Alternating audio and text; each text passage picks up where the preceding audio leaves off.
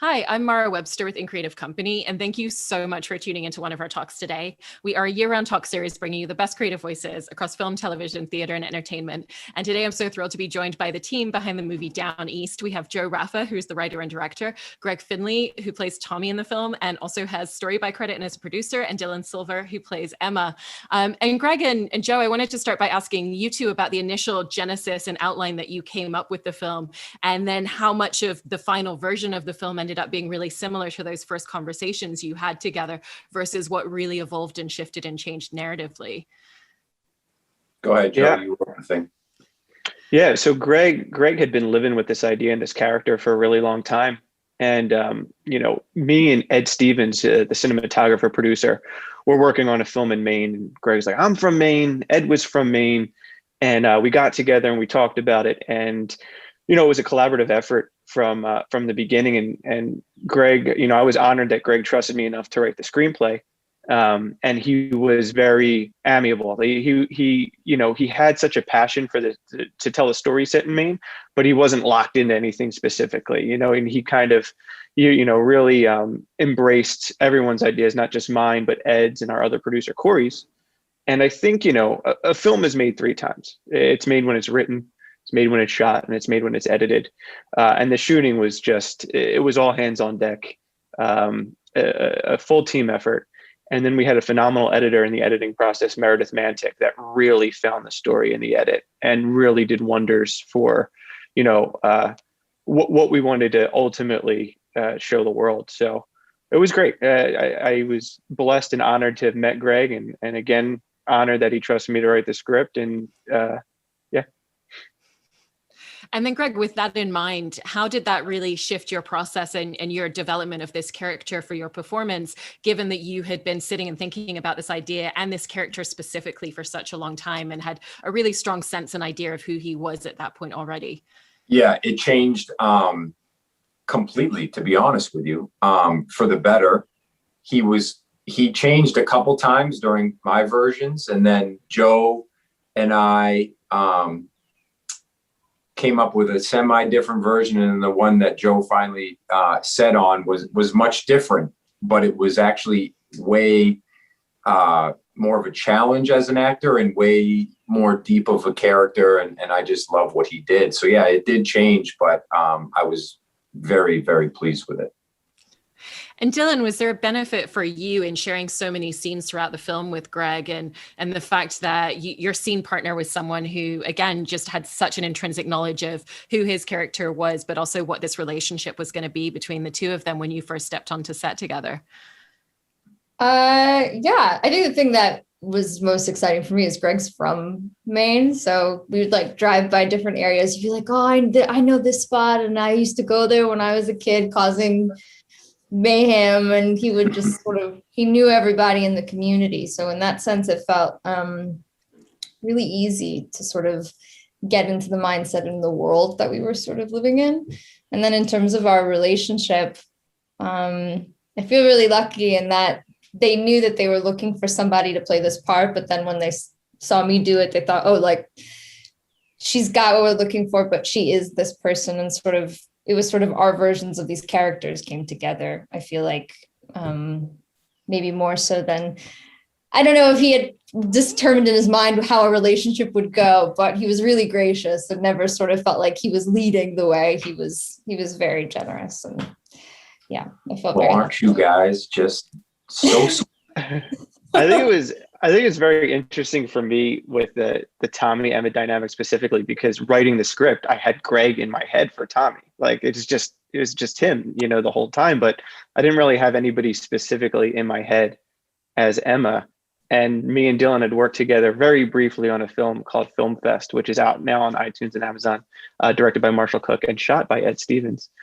And when I got her audition tape, I was like, oh, Dylan, okay. And 30 seconds after watching the tape, I'm like, that's Emma. That's, that's what we were looking for. I don't think we really knew what we were looking for until we saw Dylan read, and she brought so much to the character. Yeah. And her read was just so good. I mean, and that's the exciting thing. And it was such a cool thing to be on the other side of the casting process.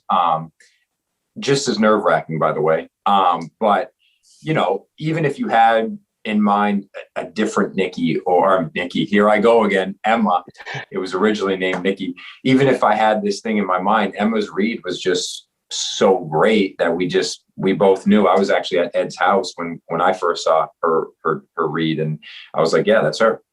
It wasn't really much of a decision. And there's so much history between these two characters with Tommy and Emma. You know, they've known each other since they were kids. They've grown up beside each other. And it's this very tight-knit community that they're in as well. So it's not even just that they know each other a little bit peripherally. And so for all of you, how did you really think about the backstory and the history of that relationship beyond where we meet them in the film, and all of the history that leads into the scenes that we get to witness?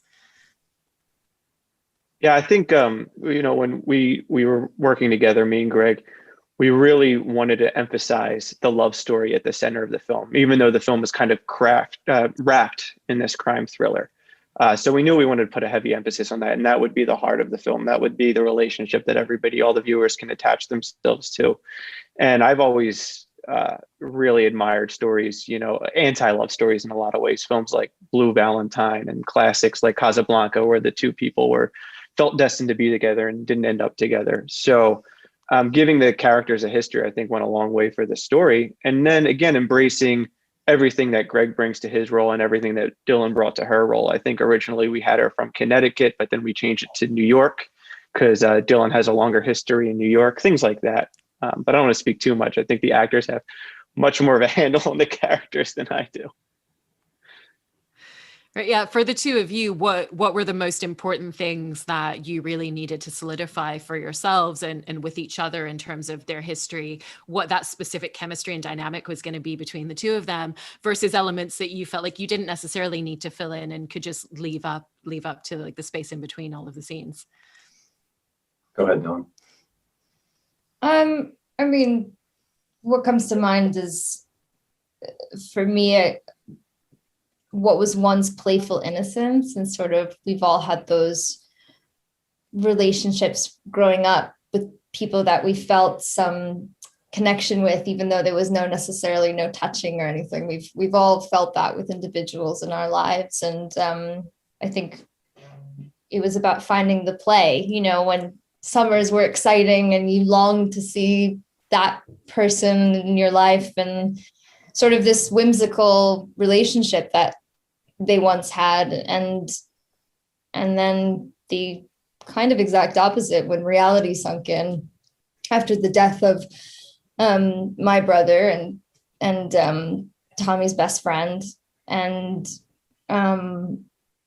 then from there, sort of people who parted ways for many, many years. And I think we've all been through that too. We all know a relationship that we were estranged from a long time, but we sort of fantasize about it and maybe dream about it. And so I think I'm sure Greg and I both in our own time thought about relationships that we've had like that. And then we had a really good time on set. I can't remember for our first day, we had to do something very intimate. I remember we had to just go. That was your first day. That was like literally your first scene. I almost like, I remember telling you, I think like, damn, sorry, you have to do this, your first scene, but obviously you killed it. And yeah. But we have fun. We were just sort of like, we have no choice but to just fully do this. And yeah, I think also, you know, I think Dylan and I had great chemistry, and that's number one. But number two, I think, and this adds, of course, there's Joe's brilliant writing, but the biggest character in the film, the setting that it was in, and the flashbacks. You know, we had those summer flashbacks. We were shooting those during that time, and that adds a happy feel. And yet, then you do in real time, it's freezing cold and it's gray, and it really helped me personally kind of get into that mode, and you just kind of play off of that as well. I also really love the fact that you captured that really real aspect of the fact that because they've known each other for so long, they have a real sense of familiarity with each other. But because of the number of years that have gone by and the issue, you know, the things that they're carrying individually and both collectively, that there's also an awkwardness, and they're really trying to read each other and figure out what that rhythm is going to be. And was that something that the two of you talked about at all in terms of figuring out the balance of those two different rhythms and how both of those things coexist for them? I think at any time it's really interesting, on days where we were playing those scenes, we sort of played into the awkwardness of not really knowing each other personally and sort of leaning into that lack of familiarity, or times where you've said the wrong thing in somebody's company or you don't feel totally comfortable with someone. And then at other times, this innate relaxation we had with one another, we leaned into that more when there were scenes where we had a level of intimacy. And then in the play, I think it was like unabashed sort of like youthfulness on the beach and having a ball, and sort of even our awareness. Interesting. About our characters, about the relationship, the awkwardness. Yeah, about like that dynamic between like the awkwardness. Well, for Tommy, for my character, I mean, he, and this is the way I played him, and it was written that, he's been in love with her basically his whole life, and it was his, the whole guy code thing and his best friend's sister. So when she comes back, it's like a shock. And, as a guy, as me personally, I mean, when you like somebody, sometimes you have to, you're awkward, first of all, and then you joke and you flirt. It's almost like a childish, playful thing. And I played into that. And then, yeah, like Dylan said, when the intimate times come and when that connection came, and then you play off that as well. But it wasn't a difficult thing, because I mean, my gosh, he's been thinking about this girl his whole life and he hasn't seen her for 7 years. So of course it's going to be a little awkward and playful, And I love that there was that mention earlier from Dylan about the sense of community that you really brought into the film, Greg, particularly through knowing a lot of people in the area when you were shooting the film. And so I wanted to ask you and Joe how that really fed into so many of the nuanced details, because the fact that they are in this very specific community in Maine is really something where you didn't just write that into the script, you made it a huge part of the fabric of this film. Yeah. I mean, for me, that was, when I came to Joe and Ed, that was my biggest thing. I didn't want to shoot it in Boston. I didn't want to shoot it in, the Cape. I wanted to shoot it in Portland and Old Orchard. And, I've been going on and on and on about the help of the community and, whether it was my brother's cop friends, shooting in my basement, the local, we shot in my dad's office. It was definitely a huge part of the film. And that's just, shows you how Mainers are, and they're really helpful, and they got a kick out of the fact that there was a movie being made there. And it was a huge help, to say the least.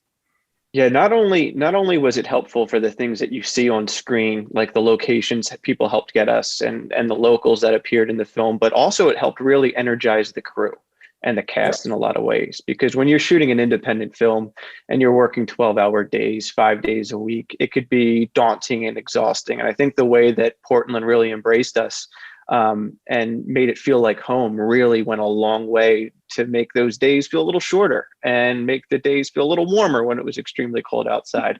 And we all really, really enjoyed the city, and really thankful that they embraced us the way they did.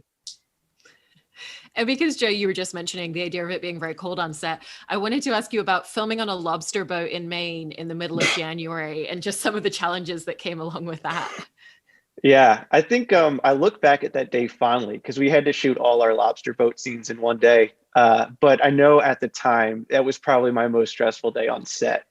Me and Ed Stevens had come up with this shot list that looked pretty daunting, and our assistant director, Anthony Hanna, who's absolutely incredible, we devised like the most efficient way to shoot all these scenes. And we were worried about, some of the actors had to get off the boat halfway through the day. We had to get back for lunch and all this stuff. And about 20 minutes on the boat, we realized like our plan is just not going to work.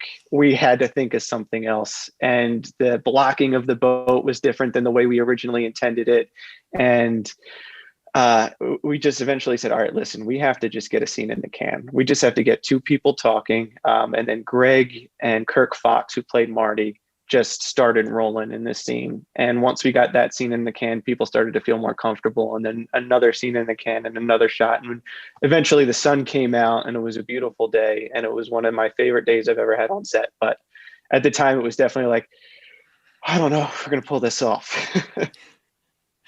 And Greg, you're playing a character who has such an intrinsic knowledge of this lobster boat that you guys were filming on. Was it something where, because of spending so much time in Maine previously, that you had a familiarity with boats like that? Or did you really have to kind of like spend some time on the space and really think about how he would move around that boat with that knowledge and just with that feeling of like, he just knows in his bones, like, this is over here, and if I reach out my hand, I'm going to touch it? Zero. I'm not even gonna play. I know nothing about, I have lobsterman friends, but I did not know anything. I mean, of course, I grew up fishing in I've been on those boats before, but I don't know anything about lobstering. And Steve Train, the lobster guy that we hired to help us out, really helped me out and halfway made me look like I knew what I was doing. But yeah, I that was a whole new world for me. I mean, of course, I've been around it, but firsthand experience, none. And then Joe, as a director, you've described how you feel like part of your role as a director is to really adjust your filmmaking style for each of your cast, rather than asking them to adjust to your stylistic needs. And so with this project, what did you find yourself really leaning in and adjusting and pivoting, for Dylan and for Greg, but also for the rest of the cast, in looking at how they approach their style and their craft as actors?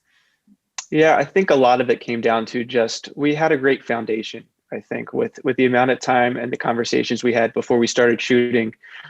We all were making the same story. So knowing that there was a security there to let the cast kind of just, improvise when they felt the need to improvise, make changes on the fly when they felt they needed to make changes, because we were all telling the same story. And I think we all had a great handle on, the material. And, the cast was just absolutely amazing. I was blessed to have such talented actors. And a lot of that has to do with Christy Faison and Jamie Radofsky, our casting directors. When we had that casting session, it was that you could feel the energy. You could feel how special it was in the room when we were reading. So I knew that I wasn't worried that somebody would go off the handles. And, if I let somebody improvise, they would come up with something that, wasn't part of the story.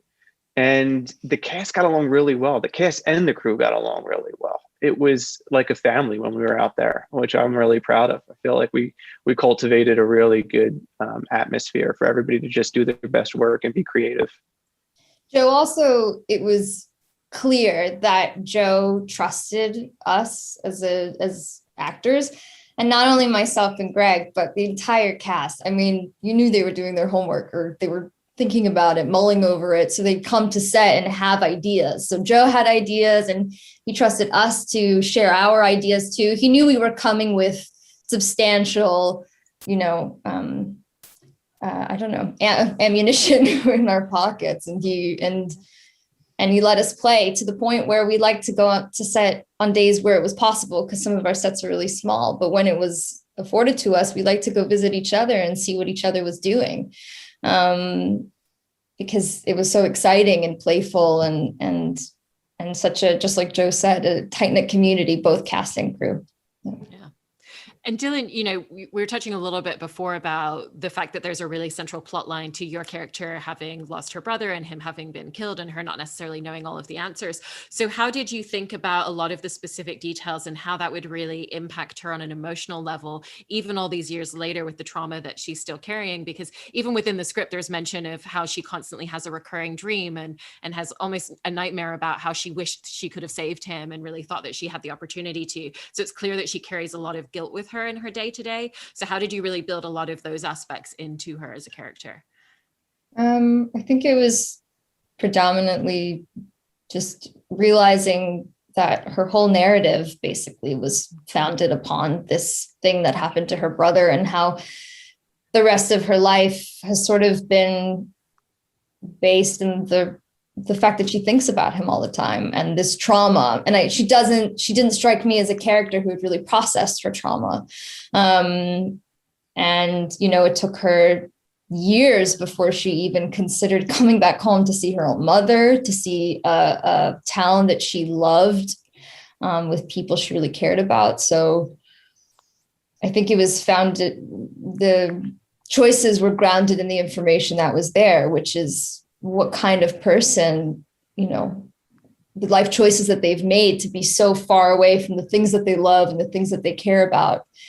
What does that do to someone's shine? And also, that they're no longer sort of potentially for the rest of their lives, even when she does find happiness towards at the end of the film, that it's always bittersweet. It's never going to be what she or any of the characters really deserve, which is a purely happy existence. That's just not going to happen. And that's what I love about the film. It's pretty real about that. Like, trauma happens and then that's it. You have to deal with it for the rest of your life. And Greg, similarly, your character is carrying a trauma because this was his best friend. And there's details that he knows about what happened that he hasn't been able to share with anyone around him. So he's also really got to have a wall up around him when it comes to a lot of his relationships and interactions with other people. So how did that really impact the way that you thought about his trauma, with the added layer of the fact that he's holding so much inside that he can't even tell anybody? Yeah, I mean, a big thing for holding it back from Emma was just protecting her. And then also, he felt like he didn't deserve her. And maybe he didn't, because he never did tell her. He could have told her way before, but he didn't. He held on to that, whether it was to protect her or not, or because he was maybe too scared to tell her. So he's had to live with that. And I felt like he was beaten down, pre Mikey dying, and even in the flashbacks, I tried to convey that he was just he had a little more pep in his step. He had a little more swag, or he was kind of a hothead, had more life to him. And then the whole time post Mikey, he just there was a lot of life sucked out of him, not to mention the love of his life, heading south. And then, Joe, you've mentioned how one of the most challenging scenes for you to direct was kind of the climactic scene later in the film, because it's really a mix of emotional character beats, but then also that's the point at which you're really pulling a lot of action and stunt work into the film as well, and trying to balance between those two tones. And so how did you set about really figuring out a shot list and just figuring out how to execute all of those scenes and really marry those two different tones together? Yeah, for me, I leaned on everyone around me.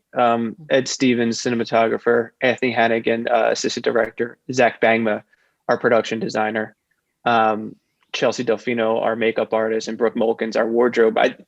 It was one of those days where all of those people, they just came together, and there had to be this very, very strict communication involved between everybody, and they pulled it off, and it was great. And that day was hard because I feel like the film is very restrained. It's a very restrained film, and a lot of the scenes, is about what's unsaid. It's the subtle looks between characters that was our bread and butter. So to go into this day of shooting where we're worried about gunshots and action like that it felt like a one-off, in the schedule.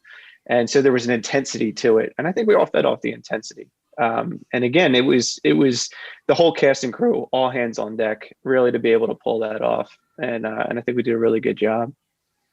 And in terms of pulling the film off overall, you also filmed the entire film in about 4 weeks. So it was a really fast process for all of you. How did that really impact a necessity to make really fast creative choices throughout the entire process, but at the same time, making sure that within that you stepped back and gave enough space and allowed scenes to breathe as much as they needed to when you were working on them? Yeah, we had a extremely talented crew. That Ed Stevens comes from a documentary background as a cinematographer, so he's used to using the available light in a given setting and enhancing that light. Our setups didn't take extremely long. I wanted to give the actors as much time as possible to be able to perform and play and define those moments that maybe weren't in the script, or maybe that I didn't envision in the script.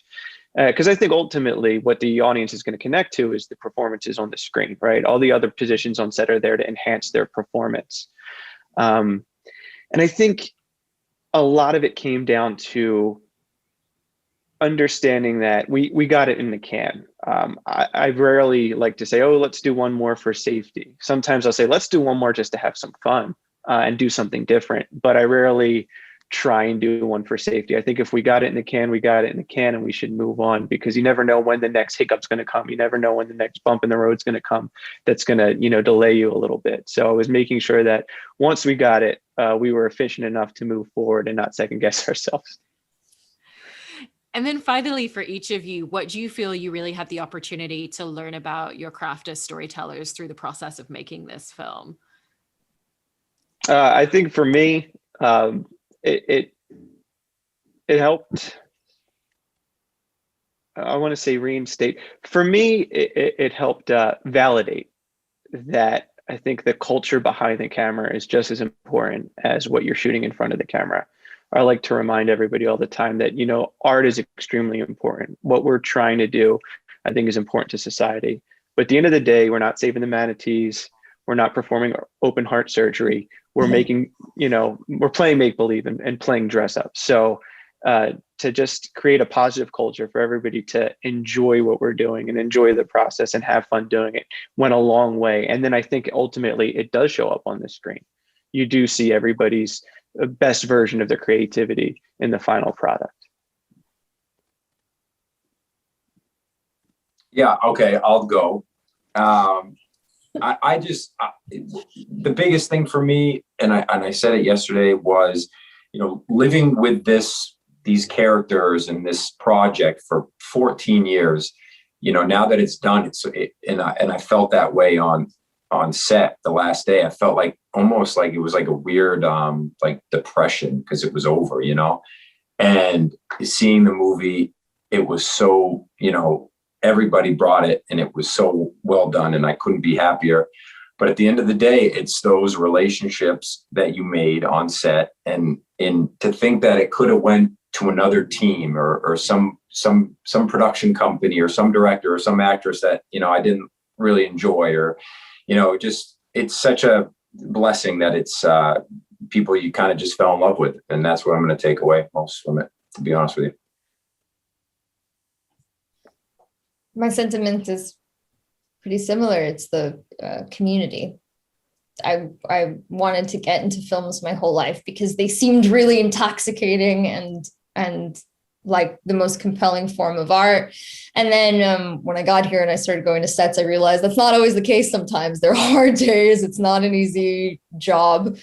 And the beauty of indie cinema, with small projects and small budgets comes community. And I think the people that I worked with on this are people I'm still in touch with. I'm still going to work with in the future and hang out with, not just cast, but again, crew. And so I think the power in the film is not because of any one individual. It's because of everybody who suffered in the bitter cold. And if we were suffering, we had like little warmers under our feet and hands. Not everybody got that kind of, you know, little luxuries. So, you know, everyone was working for the greater good of this one story, just to tell the story. And that's all that mattered. So I like that. And I want to take that into the rest of, you know, the next couple of projects, and hopefully they'll be as good as this one was.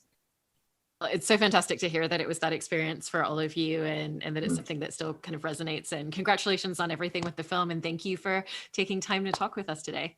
Thanks. Thank you so much. It was great. Those are great questions.